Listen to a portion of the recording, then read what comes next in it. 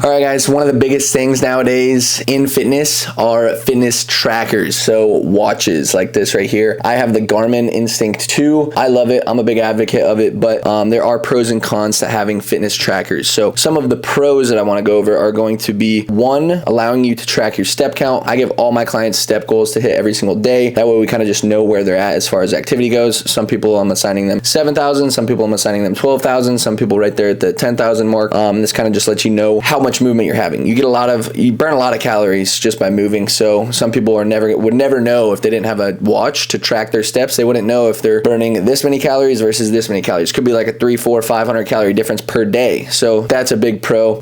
Number two is going to be heart rate. So mainly with running is huge right now. So tracking your heart rate while running, that is one way to kind of gauge like whether you're in like zone 1, zone 2, zone 3, zone 4 training period. So like if your heart rate's like sitting at 130 when you're running, or if it's sitting at 170 the whole time you're running, you can kind of like know where you're at as far as to make sure you're not overtraining or undertraining. I am running a lot, so I just signed up for another marathon, so I use it for that heart rate tracking. That's another pro. And then a third pro, I would say for me personally, I don't really know how much other people use this, is just tracking your rest time while you're strength training. So a lot of people, they might rush through their workouts, which can be very hindering on your progress, or they may be resting too long. Usually it's the other way around. Usually people don't rest long enough. That way you can kind of see how long after each set, pretty much I hit a button and then it tracks how long I'm resting, and then I look at it again once I'm at 2 minutes, 3 minutes, however long I'm resting for that set, and then I'll start again with that set after that. Those are gonna be 3 pros of this. So it really just kind of helps with like accountability, tracking the data. Once you have the data, you can pretty much master everything. So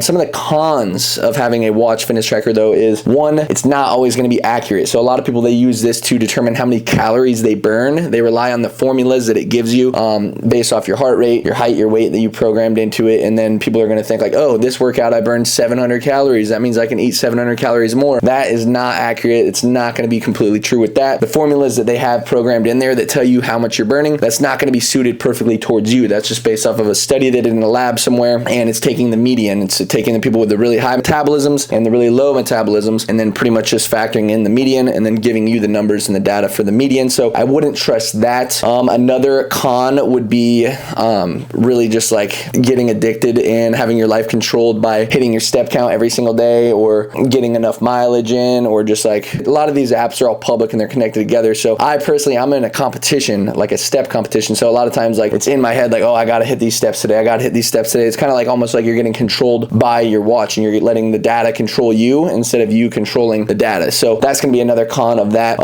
And so pretty much I just wanted to get your guys' take, see what you guys think based off of the pros and the cons, whether or not you enjoy your watch and what you guys think. Let me know. Peace out.